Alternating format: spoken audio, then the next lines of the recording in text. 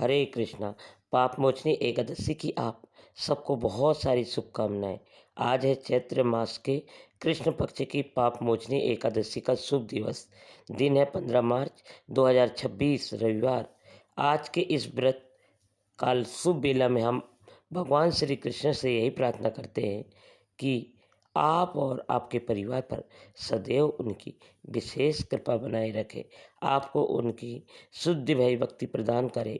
इसी प्रार्थना के साथ चलिए आज की पाप मोचनी एकादशी व्रत कथा का श्रवण करते हैं। आइए आज की कथा आरंभ करते हैं। इस कथा का वर्णन हमें प्राप्त होता है वयुस्तर पुराण में। जब एक समय भगवान श्री कृष्ण और महाराज युधिष्ठिर के बीच एक संवाद हो रहा था, उस समय महाराज युधिष्ठिर ने कहा, हे केशव, कृपया चैत्र मास के अंदर कृष्ण पक्ष में आने वाली एकादशी, इस एकादशी का नाम क्या है? एकादशी के पारण की विधि और उसके परिणामों का वर्णन कीजिए। युधिष्ठिर महाराज की इस बात सुनकर भगवान श्री कृष्ण कहते हैं, राजर्षि, इस महादशी का नाम पापमोचनी है। प्राचीन काल में लोमस ऋषि द्वारा राजा मानधाता को इस एकादशी का महत्व बताया गया था। यह एकादशी मनुष्य को उद्धार करने वाली, मुक्ति देने वाली है और अष्ट सिद्धियाँ प्रदान करती है। लोमस ऋषि ने मानधाता से कहा था, देवताओं की कोषाध्यक्ष कुबेर का चैत्र मास का नामक एक सुंदर पुष्प उत्पन्न है और उसे सर्वदा मनोरम वातावरण रहता है। गंधर्व और किन्नर वहाँ आनंद विहार करते थे। देवराज इंद्र जैसे देवतागण भी वहाँ पर आनंद प्रमोद करने के लिए आया करते थे। मेधावी नामक का एक महान ऋषि उस वन में वास करते हुए तपस्या कर रहे थे। अप्सराओं ने उनकी तपस्या में अनेक प्रकार से व्यवधान डालने के लिए प्रयास किया और उसमें यह घोषणा कर दी कि एक प्रसिद्ध अप्सरा ने उस ऋषि के मन को आकर्षित करने की एक योजना बनाई है। उनके भय से अप्सराएं ने उनके आश्रम से कुछ दूरी पर एक कुटिया बना ली और बीना बजाते हुए मधुर गाने लगी। मेधावी ऋषि भगवान शिव के एक निष्ठ भक्त थे और कामदेव भगवान शिव के शत्रु थे। सुंदरी मंजरू धोखा से देखकर कामदेव ने भी ऋषि पर विजय प्राप्त करने का निश्चय किया। अब एक बार भगवान शिव ने कामदेव को भस्म कर दिया और इसलिए अपनी पुरानी शत्रुता को स्मरण करते हुए कामदेव बदला लेना चाहते थे। वे ऋषि की देह में प्रवेश कर गए और तब ऋषि द्वितीय कामदेव के समान आकर्षण करने लगे। तब धीरे धीरे से मंजू घोषा ने आकर ऋषि का आलिंगन कर लिया।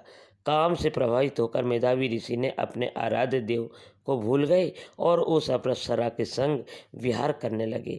वे इतने उन्नत हो चुके थे कि उन्होंने अप्सरा के संग आनंद भोग करते हुए अनेक वर्ष व्यतीत किए।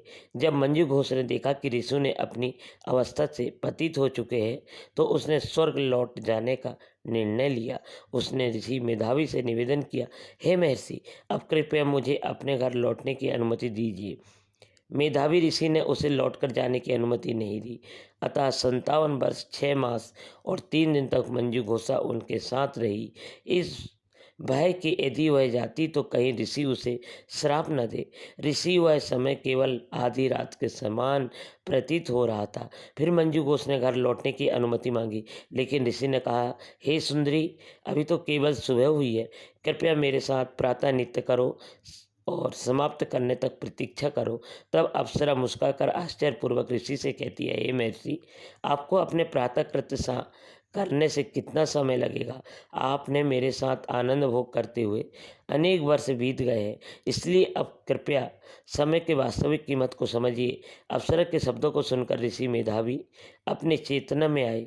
ध्यानपूर्वक उस अप्सरा के साथ व्यतीत किए हुए समय की गणना करने के बाद उन्होंने कहा, हाय, मैंने अपने जीवन के 57 वर्ष अधिक समय गंवा दिए हैं। हे सुंदरी, तूने मुझे बर्बाद कर दिया और मेरी सारी तपस्याएं भंग कर दी। ऋषि ने नेत्र आंसुओं से भर आए और उसका सारा शरीर कांपने लगा। ऋषि मेधावी ने तब मंजू घोषा को इस प्रकार श्राप दिया, तूने मेरे साथ एक पिशाचिनी की भांति व्यवहार किया है, इसलिए तुम अभी एक पिशाचिनी बन जाओ। हे पापनी, व्यभिचारिणी, तुम पर धिक्कार है। मंजू घोषा ने मेधावी ऋषि से विनयपूर्वक प्रार्थना की, हे ब्राह्मण, कृपया अपना कठोर श्राप वापस ले लीजिए। मैंने आपके संग में अनेक वर्ष व्यतीत किए हैं। हे प्रभु, इस कारण मैं आपकी क्षमा के पात्र हूँ। कृपया मुझे पर दया कीजिए। ऐसा सुनकर ऋषि ने उत्तर दिया, अब मैं क्या करूँगा? तुमने मेरी तपस्या को समाप्त संपत्ति नष्ट कर दी है। फिर जो भी तुम्हें इस श्राप से मुक्त होने का उपाय बताता हूँ। चैत्र मास के कृष्ण पक्ष के आने वाली एकादशी का नाम पाप मोचनी है। यह समस्त पापों से मुक्ति दिलाने में सक्षम है। अगर तुम दृढ़तापूर्वक और श्रद्धापूर्वक इस व्रत का पालन करोगी तो तुम अपनी इस पिशाचनी अवस्था से मुक्त हो जाओगी। इतना कहकर मेधावी ऋषि अपने पिता च्यवन मुनि के आश्रम में लौट आए। जब च्यवन मुनि ने अपने पतित पुत्र को देखा तो वे अत्यंत अप्रसन्न हुए और कहने लगे, हे मेरे पुत्र, यह तुमने क्या कर दिया? तुमने स्वयं को बर्बाद कर लिया। तुम्हें मात्र एक अप्सरा के वश में आकर अपना समस्त तपोबल नष्ट करना चाहा था। पिता की बात सुनकर मेधावी ऋषि ने कहा, हे मानवी पिताजी, मैंने इस अप्सरा के संग में महापाप किए हैं। कृपया मुझे अपने पाप कर्मों का प्रभाव से मुक्त होने का उपाय बताइए। अपने पश्चाताप करते हुए पुत्र के वचन सुनकर च्यवन मुनि ने कहा, पाप मोचनी एकादशी व्रत के पालन से मनुष्य के समस्त पाप नष्ट हो जाते हैं। इसलिए तुम्हें इस एकादशी व्रत का पालन करना चाहता है। अपने पिता के उदार वचन सुनकर मेधावी ऋषि ने श्रद्धा और उत्साह के साथ पाप मोचनी एकादशी व्रत का पालन किया। इस एकादशी के प्रभाव से उनके समस्त पापों का नष्ट हो गए। मंजू घोषा ने भी यह पवित्र पाप मोचनी एकादशी का व्रत किया और अपनी पिशाचनी अवस्था से मुक्त हो गई। उसे अपना देवी शरीर पुनः प्राप्त हुआ और वापस स्वर्ग में लौट गई। राजा मानधाता को यह कथा सुनाकर लोमस ऋषि ने कहा, हे मेरे प्रिय राजन, आप मोचनी एकादशी का पालन करके मनुष्य को ब्राह्मण हत्या, गर्भपात, मदिरापान, गुरु पत्नी गमन जैसे महापापों से भी मुक्ति प्राप्त होती है। इस एकादशी की महिमा सुनने से या पढ़ने से 1000 गाय दान करने का फल प्राप्त होता है, क्योंकि यह एकादशी परम मंगलकारी और पापों से मुक्त करने वाली है। अतः सबको दृढ़तापूर्वक इस पाप मोचनी एकादशी का पालन करना चाहिए। तो ये थी आज की पाप मोचनी एकादशी की पौराणिक कथा। आशा है आप सभी ने इस एकादशी व्रत का पालन करते हुए इस कथा के श्रवण द्वारा विशेष पुण्य फल प्राप्त किया होगा। इस पाप मोचनी एकादशी पर अधिक से अधिक हरे कृष्ण महामंत्र का जाप करना चाहिए और यह महामंत्र में है, हरे कृष्ण कृष्ण कृष्ण हरे हरे, राम राम हरे हरे, राम राम हरे हरे।